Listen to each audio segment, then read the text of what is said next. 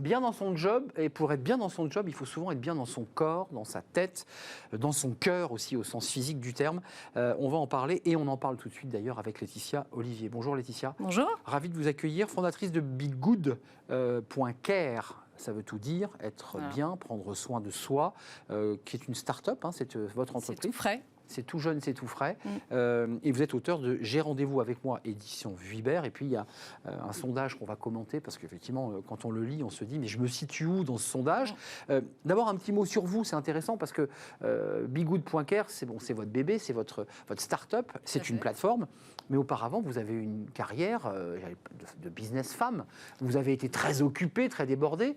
Et vous aussi, j'imagine que vous avez été gagné quoi par on n'est pas bien, on mange mal, on dort mal. À peu près ça, oui. C'est ça. Pendant 20 ans, j'ai travaillé dans des grands groupes, des super groupes, où j'avais des responsabilités assez importantes, membre du COMEX, etc. 4 enfants à la maison, un mari, voilà, des activités. Et au bout d'un moment, je dis, mais comment je fais pour ne pas m'oublier et prendre soin de moi? Puisque comme on nous demande d'être au top de notre performance tout le temps, à un moment donné, il faut entretenir tout ça et préserver tout ça. Juste, et on va parler de votre livre et de ce sondage qui donne un peu froid dans le dos, parce que finalement, quand on lit le... Il y a des bonnes nouvelles aussi. Il y a des bonnes nouvelles, mais au début, quand même, près de 90% des gens, finalement, ne sont pas dans les clous, quoi. Soit ils dorment mal, soit ils mangent mal, soit ils sont stressés. On n'y échappe pas, finalement, quand on est dans l'entreprise. On est tous enclins à subir des stress, à pas être bien. Oui, parce que ça, c'est la vie, mais il faut en prendre conscience, et puis il faut apprendre des petits trucs et des astuces, et se donner le temps de prendre soin de soi. Et ça, c'est ça qui est souvent oublié par tout le monde, en fait. Alors, dans votre livre, c'est un livre extrêmement pratique. J'ai rendez-vous avec moi chez Vuibert, on va voir la couverture. C'est un livre extrêmement ludique, avec évidemment votre écriture, mais aussi des conseils pratiques de nutritionnistes. Ça démarre par respirer.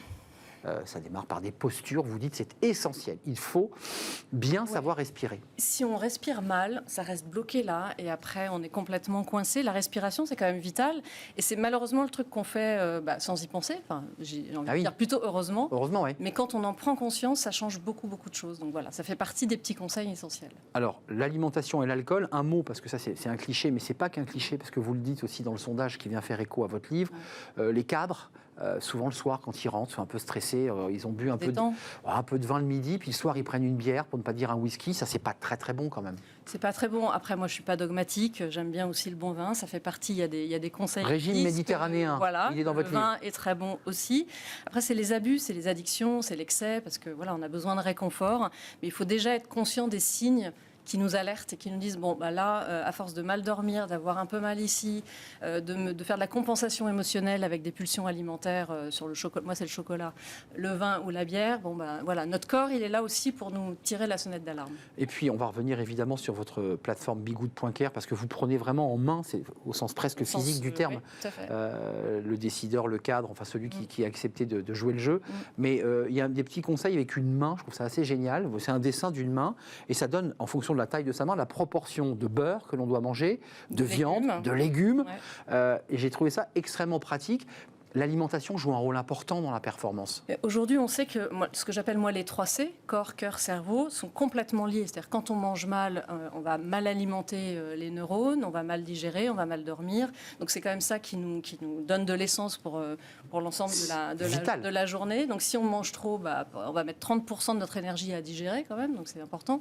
Et oui, la main, c'est juste une petite technique pour visualiser, de se rappeler qu'il faut 50% de légumes dans son assiette. Et de graines, parce que dans les régimes que vous proposez, c'est pas vous, mais la nutritionniste, il faut quand même pas mal de graines, réduire un peu sa viande rouge, mais par contre, il y a bien marqué verre de vin, je le dis pour ceux qui aimeraient bien... Le chocolat. Et le chocolat. Très concrètement, vos clients, puisque maintenant on parle de vos clients, quand ils acceptent de jouer le jeu, vous leur faites un diagnostic, j'imagine d'abord il faut quand même noter un peu tout ce qu'ils font. On a un questionnaire qui fait 88 questions, donc c'est assez complet. On fait un état des lieux des 3 C, mais aussi des contraintes de vie, parce que c'est une réalité, des motivations. Et à partir de là, vous avez un petit spider. Donc vous avez un radar en 10 branches, 3 branches par C, plus une générique, qui vous permet de visualiser très vite où vous vous situez en termes de gestion de ses émotions, du sommeil, de l'alimentation, etc. Et à partir de là, nous, on va vous proposer un programme complet pendant 3 mois avec des conférences, des ateliers, des cours, etc. Il faut évidemment faire un peu de place dans son agenda. C'est pour ça qu'il faut prendre rendez-vous avec soi. Donc il faut le vouloir. Il faut le vouloir, mais c'est la stratégie des petits pas. Et nous, l'idée, c'est d'instaurer des petits rituels et surtout de ne pas être seul. C'est-à-dire que vous êtes avec d'autres managers, d'autres entreprises, donc il y a une dynamique collective, et vous avez ce qu'on a appelé un good angel, qui est vraiment votre coach, qui peut être un nutritionniste, qui peut être un naturopathe, un psy ou un exécutif coach, et qui toutes les semaines vous appelle et vous dit, bon, dis donc, j'ai vu que tu avais séché tous les cours de pilates, de yoga, ou que tu n'avais pas fait la méditation. Qu'est-ce qui s'est passé ? Qu'est-ce qui se passe ? Voilà, il y a une écoute active, mais pour essayer d'aller dans cette dynamique d'amélioration. Parmi tous les clients qui vous suivent et que vous suivez avec vos équipes, c'est quoi les principales difficultés que vous soulevez à travers les 88 questions ? C'est l'alcool, l'alimentation, le manque de sommeil, le stress ? C'est le stress. D'accord. C'est vraiment la gestion de ses émotions, le sommeil, qui vient en général en deuxième point. C'est intimement lié. L'alimentation, c'est plus, on va dire, c'est parfois une conséquence aussi, ce que je disais, les pulsions alimentaires. Mais oui, on a à peu près la moitié des gens qui sont quand même en excès, en surpoids. Donc c'est essentiellement la gestion du stress. Pas en obésité, mais en surpoids. En surpoids, pas en obésité. Entre les deux. Oui, voilà. D'accord. On est un peu au-dessus de l'IMC classique. Et ça a des conséquences sur tout, en général, quand même, parce qu'on ne se sent pas forcément bien dans sa peau. Et j'ai à peu près 70% des clients qui se remettent au sport. Oui, c'est ce que j'allais vous dire. Avec notre pratique. Parce qu'en fait, ça enclenche des choses, des changements de pratique. Voilà. On se dit, tiens, au lieu de rentrer le soir et de me prendre un verre de rouge, tiens, je vais faire autre chose. Oui, ou grâce au télétravail, au lieu de me faire 3 quarts d'heure de transport et dans les bouchons. Je vais aller courir. Je vais pas aller courir, je vais peut-être juste faire quelques exercices, me remettre en mouvement. Donc en fait, l'idée, c'est de se remettre en mouvement, de prendre conscience d'un certain nombre de choses. Donc on prend conscience, on expérimente. Voilà, et on n'est pas tout seul dans l'expérimentation. Et après, on ancre des nouvelles habitudes. Et on a 8 personnes sur 10 qui nous disent qu'il y a un vrai avant-après. On sent. Voilà. Et pour ça, il faut quand même 3 mois. On ne le fait pas en une semaine de spa. Et puis ça évite, il faut quand même le dire, la France est un pays très consommateur d'antidépresseurs, de médicaments, oui. de psychotropes. C'est un sport et en général, ça permet de faire... Et votre formule aussi, qui permet de retrouver un équilibre de vie. J'avais presque envie de dire, vous devriez être remboursé par la Sécu, parce que c'est un grand débat. Oui. Bah oui, bien. Mais c'est vrai. Prescrire Bigoud.care, parce que c'est vrai que le débat de la prévention, le travail préventif pour éviter la maladie cardiovasculaire, parce que c'est de ça dont il est question. Vous êtes en égo avec la Sécu ? Pas encore. Non, vous négociez pas avec la Sécu. Mais en tout cas, avec les entreprises avec lesquelles on travaille, c'est vrai qu'on est dans le care soit de prévention, parce qu'on apprend à repérer ce qui va pas, et finalement à développer des éléments pour une performance plus sereine. Soit on est dans le care de reconnaissance aussi. L'entreprise a envie d'offrir ça à ses managers pour les saluer, et c'est pas plus bête qu'une voiture de fonction.